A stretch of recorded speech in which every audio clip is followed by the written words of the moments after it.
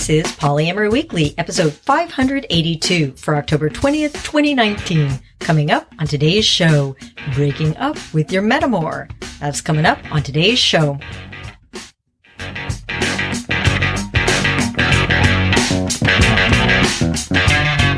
Hello, everyone. I'm your host, Ming, sitting here with my co-host, Lusty Guy.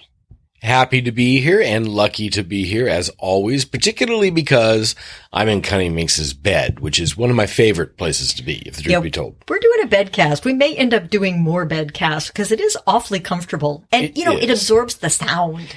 Of all things, in fact. And if you're listening for the first time, this is your warning. This is an adult podcast about really lascivious things like honesty and communication and relationships and sex. If you're under 18, please stop listening now and go visit scarletteen.com. I have some excitement for me in our host chat section today. I was excited. I'm pretty excited. So last week I got an email from Dan Savage. He had a question, a poly-oriented question that he wanted to answer for his column and asked for my advice. And I gave it to him and it came out. I know every time he emails me, it's not very often, but every time he emails me, I'm like, oh my God, Dan Savage emailed me. Oh my God. You know, which is so funny because that's like, there are people who meet her when we go to shows. That's how they are to you, as a matter of fact. Everybody is a fangirl, fanboy, fan dork to someone. That's right. Absolutely so. You probably have somebody that would be a fan dork around you. I bet there's at least one person that would be a fan dork around you. I doubt it. I'm talking about you, the listeners, not you. Nobody likes you. Oh, yeah. No, okay, sure. I'm sure that's true. Yeah. Everybody who's listening, there's somebody that's your fan. Yeah, I'll bet that's true. And as I mentioned last week, I am working on getting the old archives of episodes 1 through 40 up on Libsyn. So if you really want to listen to every single fucking episode, you can do it. And I believe we're down to episode 28 now. And so we've got about 27 more to go. Chugging along one at a time. Getting there. You know, we'll meet people at conventions and things that will come up and ask me about the early episodes and tell me how things have changed from the early episodes to the later ones. And I'm often pretty clueless because I haven't heard those really early episodes. They haven't been available. You've only known me 8 years. Yeah, it's only the last 8 years, right? And it's really funny. In the beginning of those 8 years, fans would come up and be like, oh, we're so glad she's met you. But that's another story. So now I have the opportunity to go back and hear some of those early episodes myself, which I'm pretty excited about. You know, it's interesting as a podcaster, I actually did, when I was uploading some of these episodes, I did click to listen to the first 10, 15 minutes of one of the early ones, thinking I would really cringe because it's just hard to hear your previous work from like 10 or 15 years ago. I mean, really I've changed a lot. I've reversed my positions on a lot of things. I think that my understanding of a lot of things has changed and matured over time. And I think that just happens when you've been doing something for 15 years. You would hope so, right? Yeah, I would hope so too. I'm just kind of glad I'm not running for office or anything because people could pull up shit I said in these first 40 episodes and be like, Minx was an idiot or Minx said something terrible about this kind of people. And the truth is I just didn't know any better. But the good news is that my listeners, you folks, have been so good about calling me out when I do or say something offensive that I know, because a lot of times people don't. It's socially awkward to call somebody out on something or call them in on something. And I really appreciate it when you do, even now, because I'm still learning. I still have so much shit to learn. Well, and I think you illustrate an important difference there when you say calling in versus calling out. Your listeners tend to write you a private email calling you in, and that makes it easier. Now, having said that, you also get much credit for hearing it well when it happens, I think. I usually do. Sometimes I don't. I think you do. Thank you.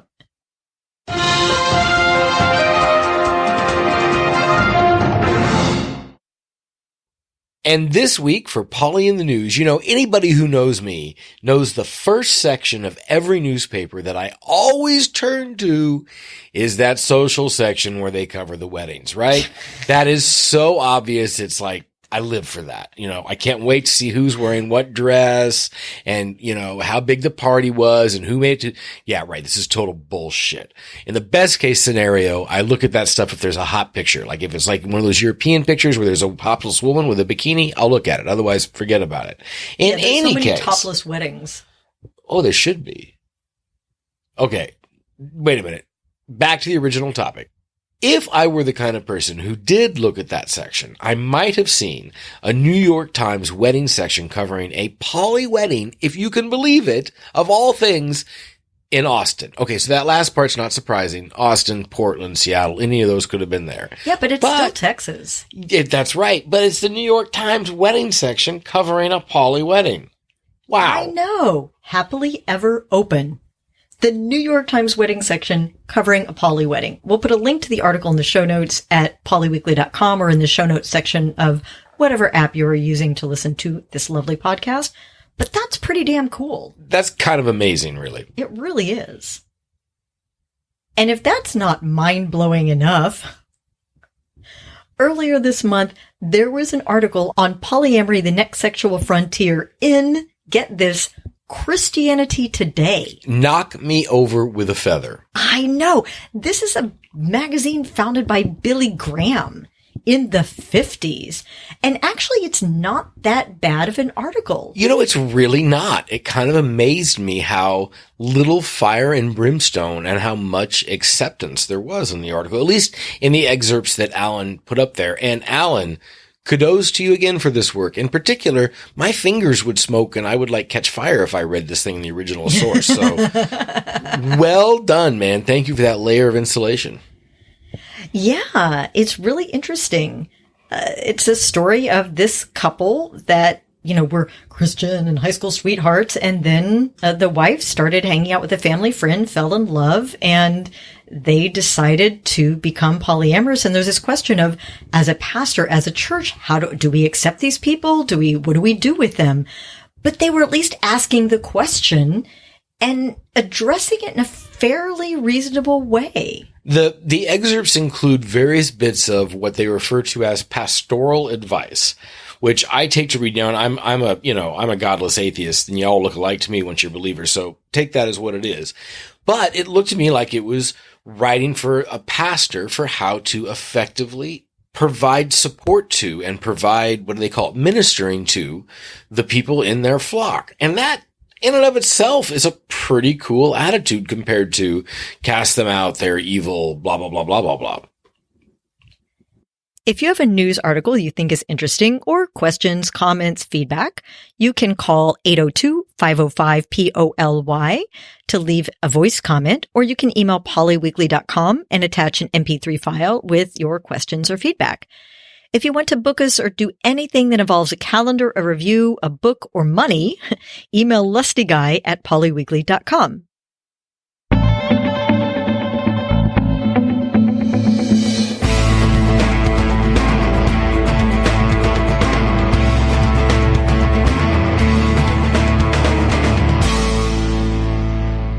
Today's topic is a response to a letter we got from a listener that's got a fairly complicated and sticky situation to deal with that I think Minx and I in the final analysis boiled down to a pretty common element, but we'll see. But let's let Minx start with the letter itself. Imagine a poly situation being complicated. Yeah, hard to believe, huh? Our letter this week is from listener Joe, who writes in to say she's been dating a guy for 2 years. He has been with his monogamous partner for 4 years. She writes, my initial impression of her, my metamour, Joe's metamour, was that she was nice, but not someone I felt I could really relate to naturally or be friends with. But because it was important to my partner for us to all get along, I tried to forge a friendship of sorts with her. But pretty quickly came to the realization that she had some pretty severe mental health issues going on, and this has culminated in a recent diagnosis of borderline personality disorder. Earlier, Joe was in a domestic violence situation and ended up with CPTSD as a result of her now ex-husband's stable and untreated condition. So during the time of trying to be friends with this new metamour, the metamour's behaviors and interactions were frequently triggering Joe's PTSD. So she ended up deciding to distance herself from the metamour. Since distancing from her, Jo writes, I find now that she's continually trying to find ways to involve herself in things that my partner and I have planned to do. The first time is a festival we're going to, so she decided to go too, but with her kids. Initially, she said she didn't need to have anything to do with him there, but of course that has changed now. The second time is a festival that's being run on my home turf, and he did put his foot down for that and said no to her coming. This, of course, has caused huge issues between them. Now she's asking to come along to a gig, he's a musician, that we're going to together, but it was also going to be the time where I introduced my new boyfriend to him. It's also something I was really looking forward to going to, as I'm no longer able to attend the open mic nights he hosts because she's always there, and I am choosing not to be around her. This whole butting in thing is getting to the point of ridiculous. I feel it's disrespectful of my relationship with my partner, and that it's an attempt to control and be involved in his life outside of his relationship with her. I really feel for my partner in all this. They're constantly battling issues, and if he says no to her in these instances, it triggers her bipolar disorder and causes conflict.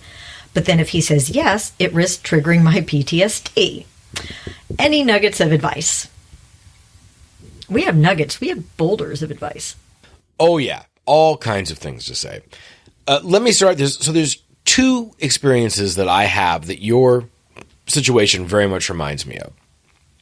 One, like as we've said to listeners before, my mother and I have a very poor relationship. I was abused by her. And there came a point where I just said, I'm not going to be around if she's going to be around, and I don't want to have anything to do with her. And that put my grandmother in a very awkward situation. The second thing that reminds me of is some friends of mine, a couple that I know, a monogamous couple, who would do what I would call negotiation by disability, which is to say whose mental disorders trumped in what situation. When you said if he bows to her bipolar disorder, he's triggering your PTSD. What a terrible situation for anybody to be in. It's one of those unwinnable scenarios, right? Like Captain Kirk faced that I can never pronounce correctly. Kobayashi Maru. Thank you. What I would recommend that you do is reprogram things a little bit. What's really happening here is that we have an issue of boundaries. You specifically have expressed a boundary that you don't want to be around this metamour anymore. You have every right to do that. You don't have a right to control the metamour's behavior. So the extent of your ability to do anything is to leave any public event that your metamour shows up to, or any private space that your metamour is welcome to. So when I told my grandma, if over Thanksgiving dinner my mom is there, I will leave, grandma then had a choice because it was her space for her to control. In follow through with that, if I were to go to a public event where my mom was at, I knew that I had to leave. So what I would suggest to you is surrender any notion that you get to stake out these public events. Neither you nor your partner have any right to tell your metamour what public events she can and cannot go to. That's her boundary. Your boundary is your right to leave if she's there. Now, what you can do is make non-public events where you can go where she isn't and can't be and isn't welcome. And I would encourage you to look for opportunities to do that, to go to public events where she is very unlikely to be, and to kind of start having some surprise nights with your partner. Right now, one of the things that I see happening is that you're putting your partner in the middle a lot here. You want your partner to say no to your metamour. You want your partner to be the one to tell your metamour that she can't come to these events. That's not a good position to put your partner in. You don't want your partner in the middle. Instead, you want your partner to be your ally and to be on your side and to be supporting you in maintaining your boundaries. So, for example, rather than saying to your partner, hey, go tell metamour not to come to this event, say to your partner, I've got a surprise for you. I am going to take this regular time that we have, and you don't get to know what we're going to do. And I want you to support me in that. And so when my metamour asks what you're going to be doing, you can honestly say, I don't know. I'm just going to be going out with my partner. There's no way that she can then crash your event. Go do something that's outside of her purview that you're going to have a good time, but think about how you can arrange it so that you're not putting your partner in the middle and asking your partner and your metamour to have a permission model of a relationship, which is never going to go well. Of course, she's going to chafe at being told you can't come to these events. I get it. They're public events. If she wants to go, she has a right to go. Make some spaces where that's not true. So what's all this add up to? Pull a Kirk, reprogram the simulation, and find a way so that you can control your victory conditions. You have every right to want some time without that metamour around. In fact, you have every right not to interact with that metamour and not to be in the spaces where your metamour is. Furthermore, you have a right to have your partner support you in that effort. You just don't have a right to tell your metamour where they can and cannot go. Find your own boundaries. Enforce your own boundaries with your behavior. If your partner doesn't help you over time, you got something to learn about there and think about. You know, it's really interesting when you and I wrote down our responses to this question separately. We both had topics dealing with the issue of boundaries. I had written something like, you decide what your boundaries are, and then she decides what her boundaries are. Mm-hmm. Right? And the idea of this surprise date where you're literally not telling where you're going, I would never have thought of that. Well, you got to get him out of the middle, right? And the best way to do that is for him, when the metamour asks him, what are you doing? Because she probably will. If he can honestly say, I really don't know. I'm going out with my partner. That's all I know. I will see you or call you at midnight. The other insight that I had about this was that this is a really tough situation because basically what you're doing is breaking up with one partner but still dating the other. And I've known a couple of people that have done this. It's really tricky. Oh, it's hard, yeah. It's really hard. I think you and Elle did it once. We did. And I just stood there in wide-eyed amazement when you told me about it because I find it almost impossible. When I stop dating somebody, I have all the feels, I have all the things, I need to get that person out. And if somebody I'm with is still deeply involved with that person, I mean, I suppose theoretically I could handle it, but I have to admit I do not like the idea of having to do that. Well, luckily it was Elle in that situation, and she's amazing. Well, she is amazing. It's true. But this is my way of saying this is a really difficult situation. There is likely to be a lot of tension you're still going to have to deal with, even when you set really clear boundaries. And frankly, their relationship is still going to affect yours. Relationships affect each other. It's going to affect his mood. It's going to affect the amount of time that he has. And the tension that this situation places on both him and you is going to affect your relationship. I don't want to be a negative Nelly, but I also want to be really honest about that up front. Look, it's your job to manage your relationship with him and your relationship with her. It is his job to manage his relationship with you and with her. So you don't manage their relationship, they manage that. And you don't manage his relationship with her, he manages that. Boundaries. I just said it in a very much more convoluted way than you did. And I have to agree with Minx that this is a very difficult situation. If I didn't start off by saying that, let me say too, really my heart goes out to you. But again, your boundaries, your right to enforce them, just realize where the end of that comes.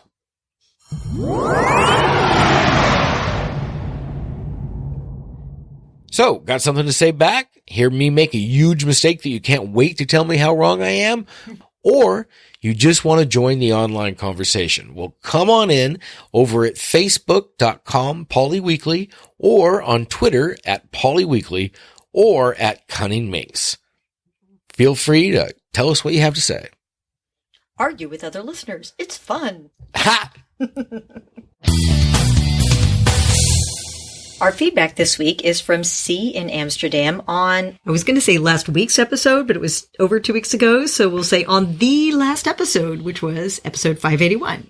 And C writes in to say, I've just listened to your most recent episode with the letter of news seeker who wants to be able to plan dates with her other partner without all the time having to ask her husband for permission. Your advice was very sound, but I wanted to emphasize that the husband in this case needs to own his shit.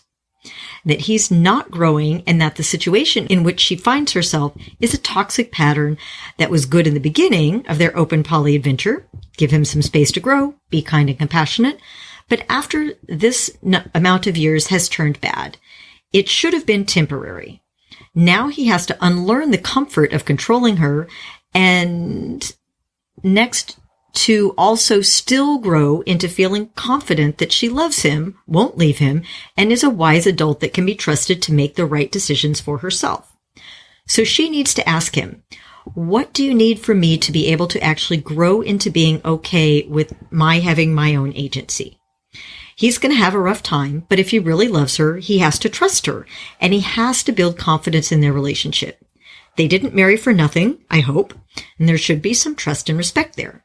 She needs to stop taking his shit as her responsibility, and by doing that, give him the chance to grow and become a more strong, confident, and trusting version of himself.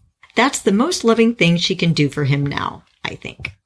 Well, see, I don't think I really disagree, and I love it when you quote us back at us. That's awesome. Yeah. I love it when people are like, he needs to own his shit, and I'm like, that was us. We said that. It's kind of hard to disagree with your own words reflected back at you, right? I know. So one of the challenges of giving online advice to people who write to you and only give you one side of the story is that we try really hard to only give advice on what the letter writer can do. We can't really speculate on what the husband needs to do. He didn't write us. He didn't say anything. We can make judgments on him, but we can't change his actions because he didn't write us and ask for help. Only News Seeker did. So that's why if you have an issue with the fact that we omitted some things about the husband needs to do, that's because he's not the one that wrote us. We're limiting our advice to our sphere of influence, which is the person that actually wrote into us. Now, having said that, you, the listener, are completely unburdened by such expectations and can write in letters calling whoever to task that you want, and we might even include them on the air. It's so true. Because we kind of agree with you. And for that matter, you can argue about it on Facebook all day long. That's all day. Fine, as long as you're nice about it. And if I didn't say so, don't disagree with anything you said, see.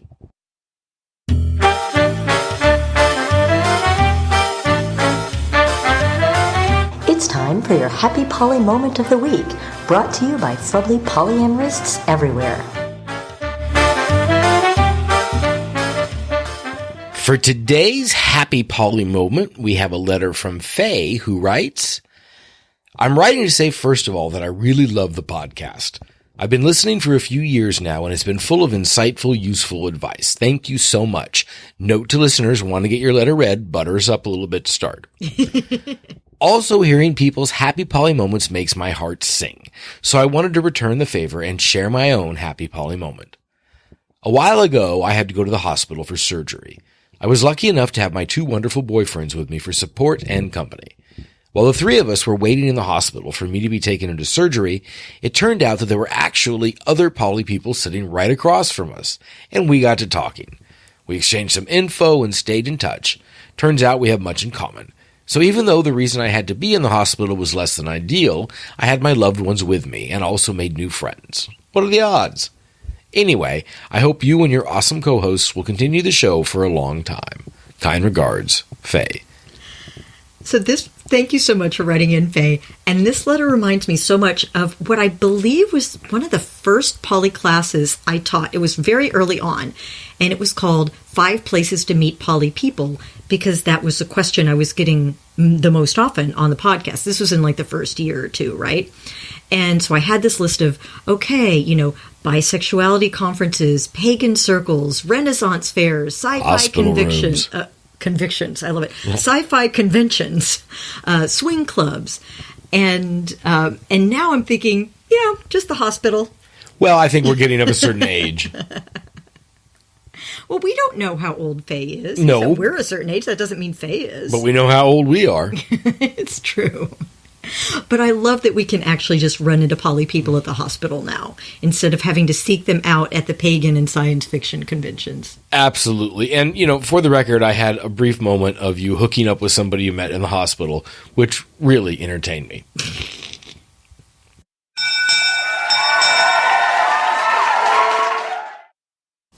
And it is my absolute pleasure to welcome to the Poly Weekly Playmates Club, Jean. Thank you so much for your monthly subscription. We really appreciate it. It helps us get this podcast out on a regular basis and helps us travel to events to speak. So I want to thank all of our Poly Weekly Playmates for their generous subscriptions this month. We are a free resource. we helped hundreds of thousands of people navigate their introduction to and continued success with polyamory. And your donations and your letters and feedback keep this podcast free and awesome for everyone inside and outside the poly community. With that, thanks for listening, and remember, it's not all about the sex.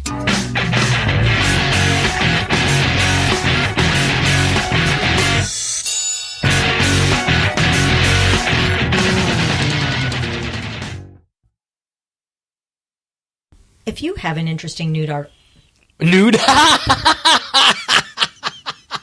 you have an interesting nude article, then send it to us. At Lusty Guy. Yeah, in particular. If it's an interesting... If you have an interesting nude, just send Lusty Guy naked pictures. You know, we should just start having an annual contest where Lusty Guy will give a shout out to his favorite nudes of the month.